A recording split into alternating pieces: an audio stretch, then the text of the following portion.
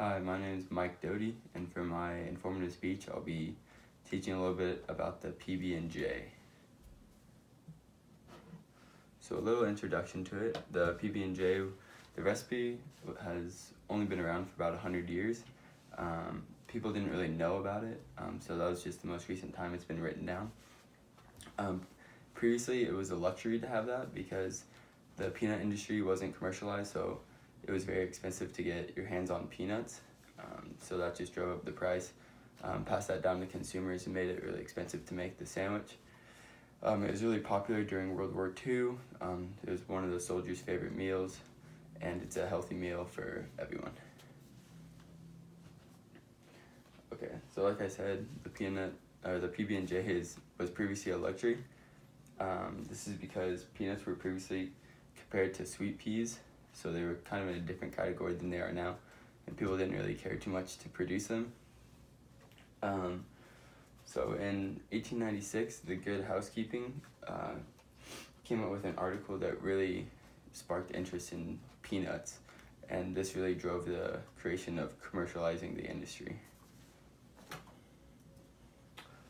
So the second revolutionary aspect of the PB&J was sliced bread. So I'm sure you've heard the saying, best thing since sliced bread.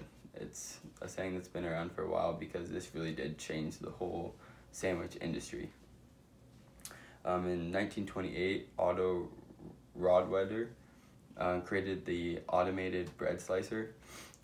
It wasn't very popular at first, but about 2 years in, sliced bread became commercialized and was selling very regularly. So World War II was really the spark where the PB&J really took off because the soldiers were given a couple different food options, but 3 of the main ingredients were grapelade, which is basically like a jelly or a jam, peanut butter, and sliced bread. So they weren't told to combine these. They were never really given to them together, but the soldiers just kind of got the idea. Might as well put them all together, and it stuck, and it was by far one of their favorite meals, and they couldn't get enough of it. So the PB&J is extremely nutrient packed, so it gave them enough energy to fill their stomachs with all the protein that's in it. Gave them energy to be out on the battlefield all day, or doing whatever they needed to do, and just keep them energized throughout the day. On top of that, it was a savior during the Great Depression.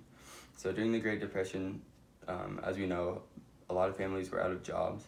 They didn't have a lot of money, but they still needed to eat. They still needed to feed their kids. So looking for an inexpensive alternative to a good meal was something that they needed to do. And peanuts don't really expire.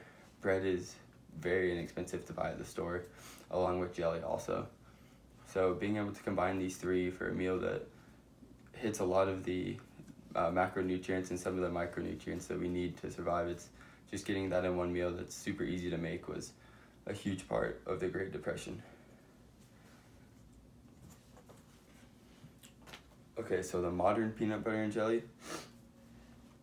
Nowadays, you can find the peanut butter and jelly pretty much anywhere, whether you're on a sports field, at the mall, at the park having a picnic. The PB&J has really kind of taken over the sandwich industry and really the portable food industry. So it packs 376 calories, 13 grams of protein, and 3.5 grams of fiber. So though it's not a ton for one meal throughout the day, or even a couple times, you're definitely gonna meet your requirements for the day just by eating a couple peanut butter and jelly sandwiches. They're super easy to transport because they don't require a whole lot of refrigeration over short periods of time. So it's not like cheese and dairy products that go bad pretty easily. Jelly, peanut butter, and bread, they stay fresh for a while. Just maybe a simple ice pack or something to keep them fresh. So making the peanut butter and jelly, I kind of broke this down into 6 main steps. So the first one is just grabbing 2 slices of bread. You need this because for step 2, you're gonna take the peanut butter and you're gonna spread it over one of the slices of bread evenly. That way each bite is pretty much the same consistency. Step number 3 is going to be taking jelly or jam, whatever you prefer, whichever flavor you prefer, whether it's grape, strawberry, it doesn't matter. Putting that on the second slice evenly as well, just like you did with the peanut butter. And then step number 3 is just going to be to combine the slices. That way you form a sandwich out of that. Step number 5, which is optional, you can slice it in half. You can cut it into fourths, just so it's a little bit easier to handle for smaller children. And then step number 6 is just to enjoy it. Okay, so in conclusion, the peanut butter and jelly was once a luxury food.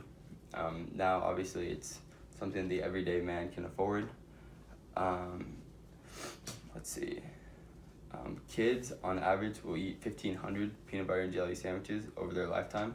That just speaks to how popular of a meal it is for everyone. And, the peanut butter and jelly was introduced at the perfect time, in the perfect way. It was just a match made in heaven for soldiers out in the battlefield, people that were suffering during the Great Depression, and just carry on that tradition today. Just something that we can always look back to through the peanut butter and jelly sandwich. There's so much history with it that most people don't even know. And just really learning about that, just every time you eat one, it really kind of brings you back to the sacrifices people have made in this country to get us where we are today.